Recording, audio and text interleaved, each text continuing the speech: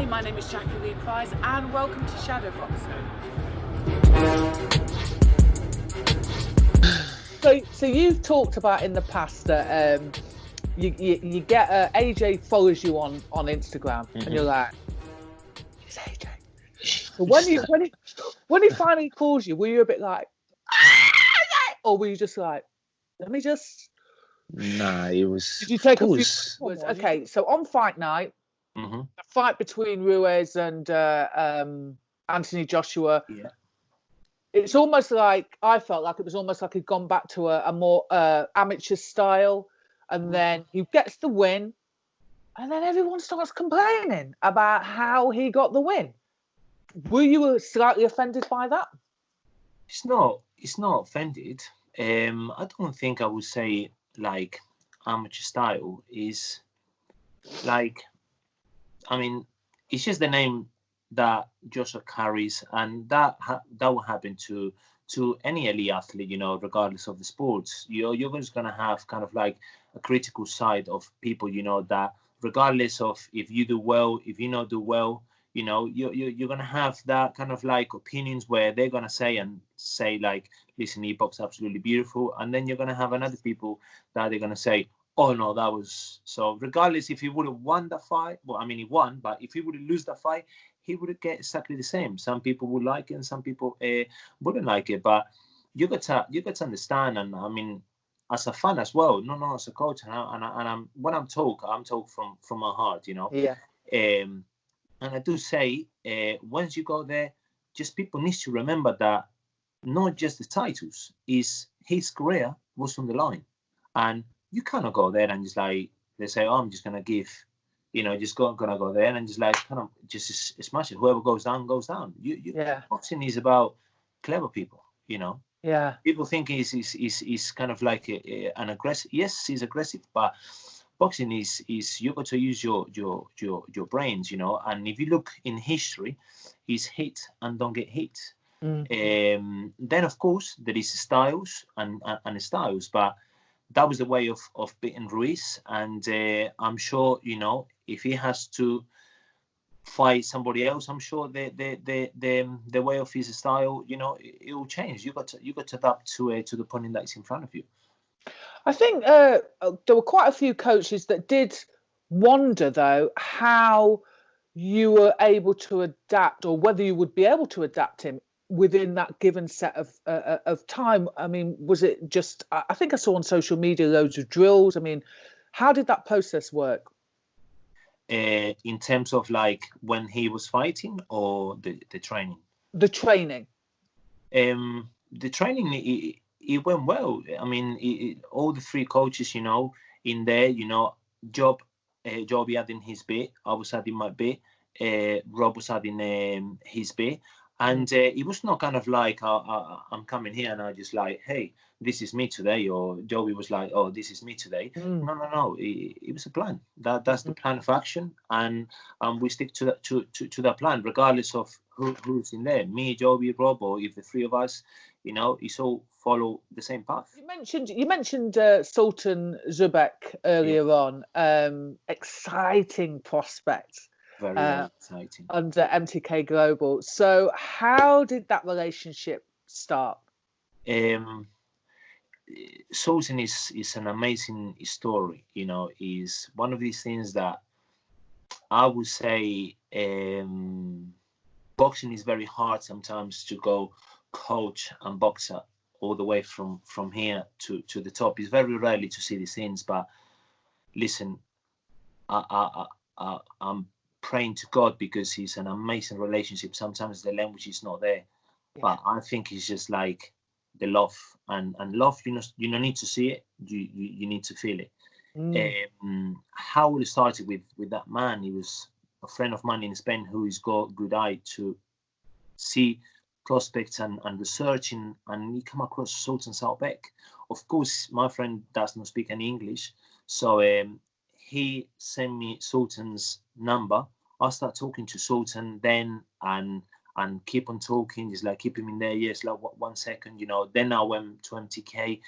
Please look at this kid. Then he sent me like sparring, and we went all like the thing from there, and then they finally they made a contract to him, and we've been together since fight one. You know, we have been 9 fights together, and how that man treated me in Kazakhstan, he proved me a lot, and he's a guy that will do anything for him, and regardless of what is going to happen in the future, you know, because in this sport, I know we're gonna lose, but how I see things is I never lose. I either win or I learn.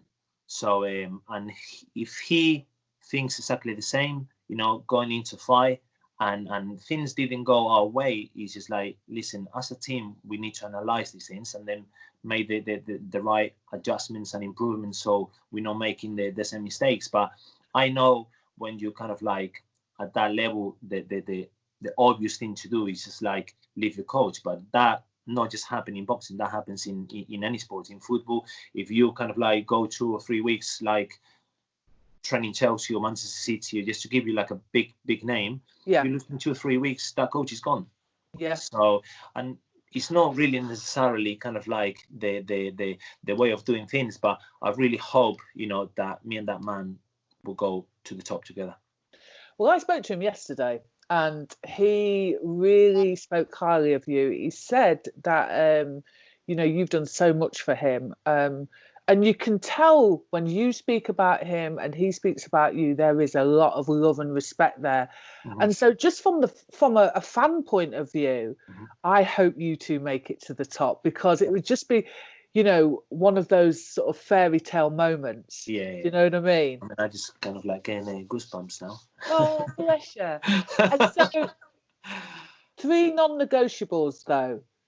So you what will you just not put up with regard to your boxers? Loyalty. Number 1. Honesty. Hello. And discipline, I would say.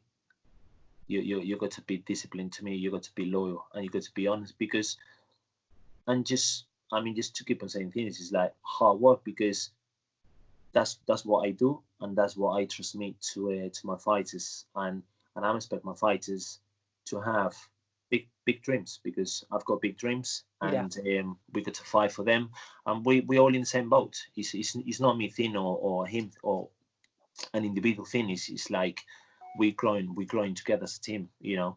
So that's how I see it. Okay, so let's talk about Ahora Davis now. You just took him Davis. on. Pastor Davis, or Humble O'Hara.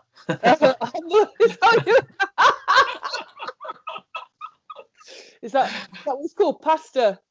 Oh yeah, I'll call him Pastor City, because all of a sudden he start kind of like, you know, just being that humble, and just like when he texts, he's like, God, and so I start kind of like calling him Pastor O'Hara.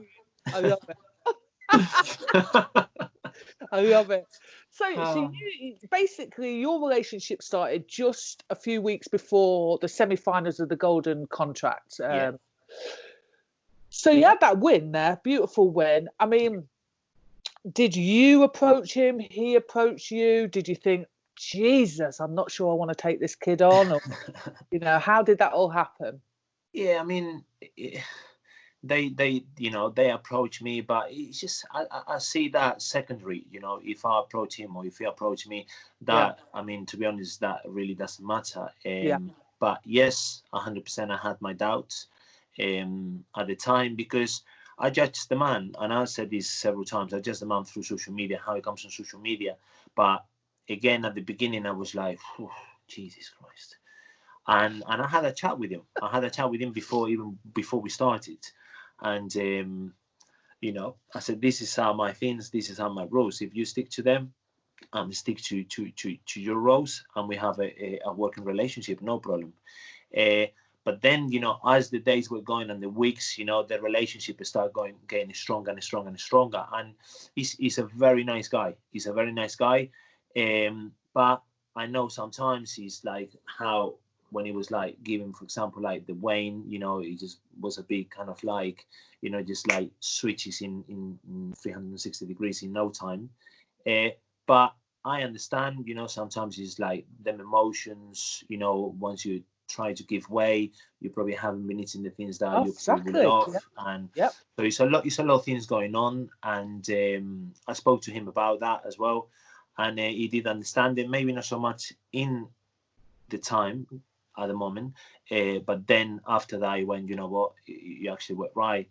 But yeah, brilliant win, you know. And from here I just want to say kind of like, Ahora, you know, thank you, and I wish him the best of luck for the future, because what a great fighter, and I really hope that he has the opportunities that maybe other fighters are not having in terms of like TV or managers behind or things like that. So I really wish him well, because he gave Ahora a hell of a fight, a truly hell of a fight, and we learn a lot from that day.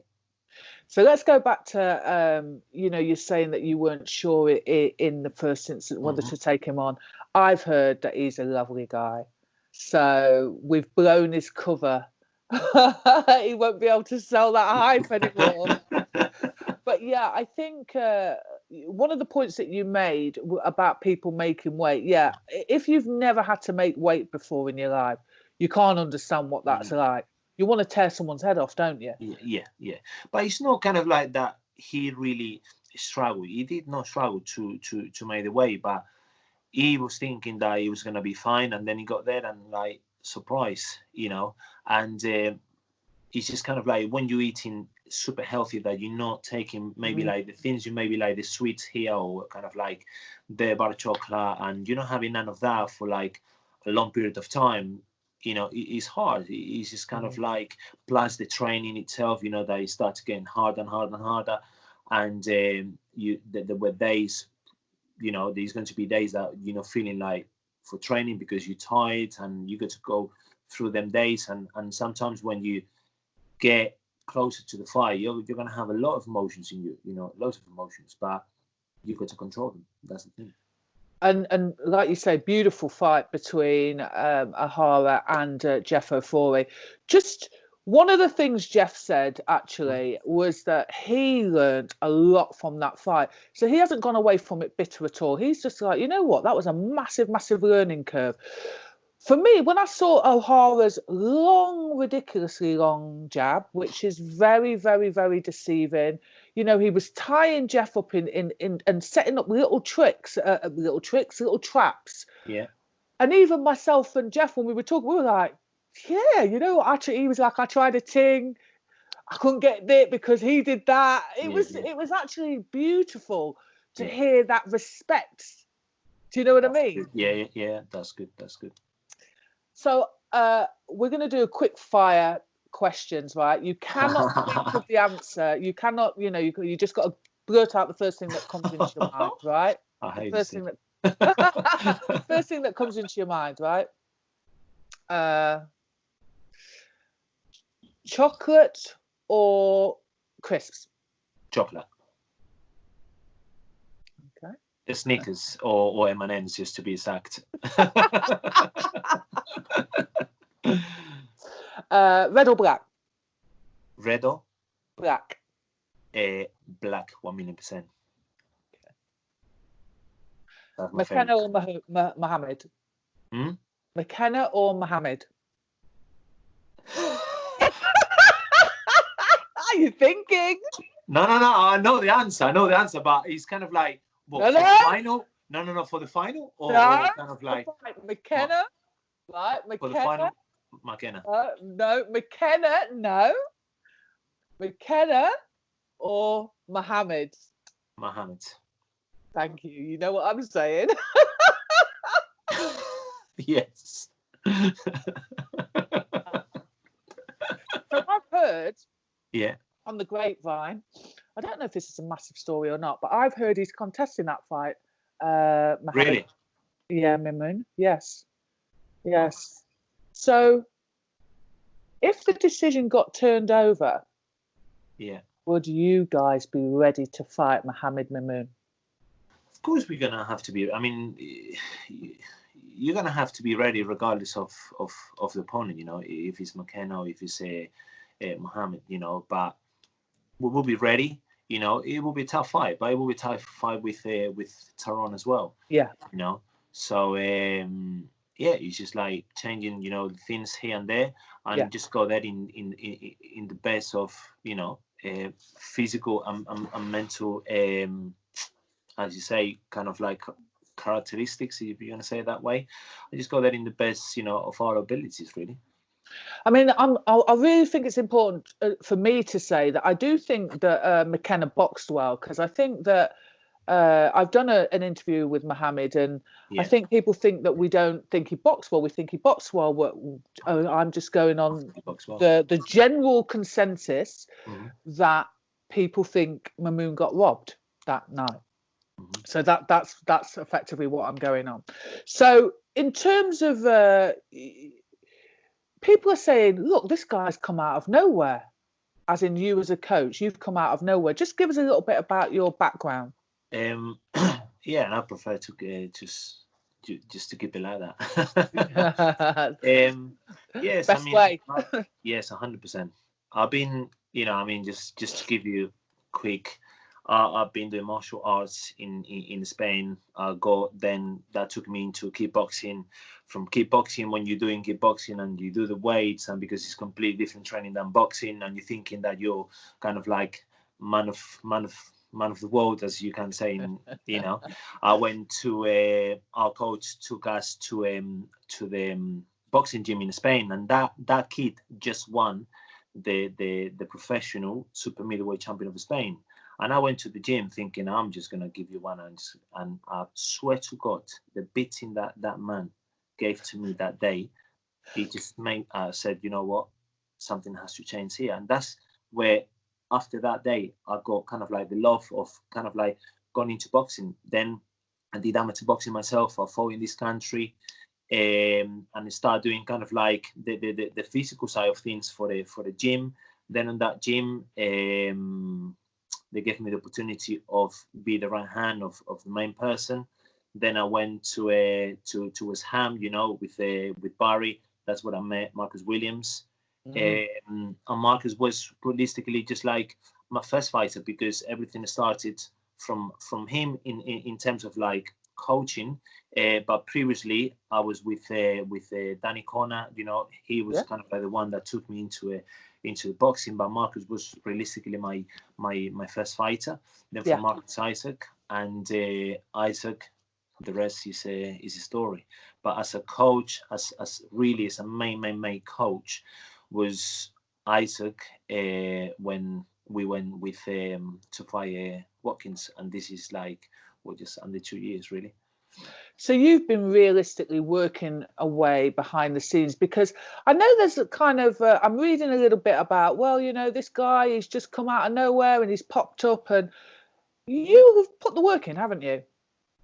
Yes, I mean, that's what people don't see is I was waking up every day, just like doing my work for like 2-3 hours or 4 hours, whatever you want to say. Each day would vary, and then driving from here to West Ham, and also kind of like Lansbury at the time, which is like next to it. There were days of 2 hours easily. Then training all these people, come back, do the rest of the work, you know.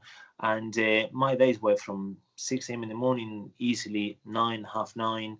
And I've been doing, you know, my groundwork, as you want to say it that way, you know, and just like see how these people work, and you're learning a lot of like different coaches, you know, different personalities as well, and the people that you meet boxing, you know. But I've been doing that for years. I always had the dream, and for things of life, you know, I went through a bad time, you know. I got sacked of this gym and then come back, and then so. But that, I think, all these things, all these situations, the bad situations, the good situations, I think it made me the man I am today, you know. And the mentality changed in me, and I'm more kind of like seeing the things from anything negative, you know. I always try to take the positive out of these things. And I think everybody that has been with me, under the lights in those years, from my amateur coaches, from the clubs that I have been as an amateur as well, looking back into these things, and I think kind of like each situation and each of them times made me the man I am today. And I hope that I'm here to that's what's in my mind, and I'm gonna put my name in boxing history. Nice. And that is my goal. And but no history in terms of like to feed my ego. I want other people to see myself and see that man came from nothing and he got to achieve these things. So if he did it, I am gonna do it same as him or even better. That is the legacy that I want to leave to people, and just think of Andrew like, listen, that man, what a great coach, and thanks to him, I've been inspired, and this is what I achieved myself. That to me is what legacy will be. That's a beautiful goal, actually. Just lastly, I really want to just quickly touch on your two. Are they the youngest fighters, Charles and Quas? Are they the young the babies? Youngest is Charles with 20, and then it's Sultan Zubik. Oh, okay. Yeah, and then Kes is 20. Oh, sorry, Kes. Yeah, 27, 26. And then Ahora is, I think, 27 or 28. So I think Ahara is well, Joshua is the oldest because Joshua is 30. Yeah. And 28, 27, and then 24 and 20. So Kes and Charles, just talk to me about those two new additions. Very good. Charles, amazing talent, done great things as an amateur, and it's now to make him understand, a few aspects in the professional boxing side. I'm not trying to change him, but I'm trying to bring some of them times when he was doing well in the amateurs, and we got a lot of time. He's 20 years of age. I know sometimes people want to rush the time, and rush the careers of these guys. But remember that I know you love the sport, but at the end of the day, you want to come into the sport and winning what you believe that you were going to win. But at the same time, it's just going back home with your families, healthy, and with lots of money. Because that's what any athlete will want, and you don't want to see these guys in 10 years down the line after what they put the bodies through the camps and them fights, and see them working, in a 9 to 6 job, which is nothing wrong with that, but it's just not nice. It's not nice because I think they boxing deserves a lot more credit than some people gives to it. But as I said, very, very amazing, young talent. I look forward to the future with him. We get on so well, and with Kes is one of the things that you glue straight away. The moment that we had our session, it was just like up, and that's something that happened with Sandy. Like the first day we done a session, inside you that, man, I don't have this with somebody else, and it's hard to kind of like gel in the training and also kind of like in the parts, because sometimes you kind of like need time, but it's from day one, everything is but, and you're like, this is just like made in heaven, just like finger and nail. So I'm really looking forward to Kes. And again, brilliant talent. His ex-coach done an amazing job with him. And again, I just wanna, send my respects, because you got to respect everything that he did with him. He done so well. They won the WBA Continental title, and he's now passed on to me just to kind of like try to bring other aspects in his boxing, and hopefully go far with him. Angel, it's an absolute pleasure to speak to you. One of the reasons why as well is because you live and breathe boxing. You can tell you absolutely adore the sport. It's great to see. Thank you also for giving our little channel your presence. So we appreciate that as well. Thank you. Really looking forward to just seeing you fly and all your boxers fly. But until then, keep safe, and I'm coming to Loughborough. 100%. You will be more than welcome to come anytime, or if you want to come there 2 or 3 days a week, feel free, Jackie. You know, I'm thankful for the opportunity. You know, just like to talk to you. It's been absolutely great. And as I said, you know, once you kind of like talking to someone and you feel kind of like you could open yourself and just like be you, and that's how I feel with you. So thank you. Thank you. If you like this video, please go ahead and give it a thumbs up. If you're not a subscriber of Shadowboxer UK, we'd love to see you, so please go ahead and subscribe now.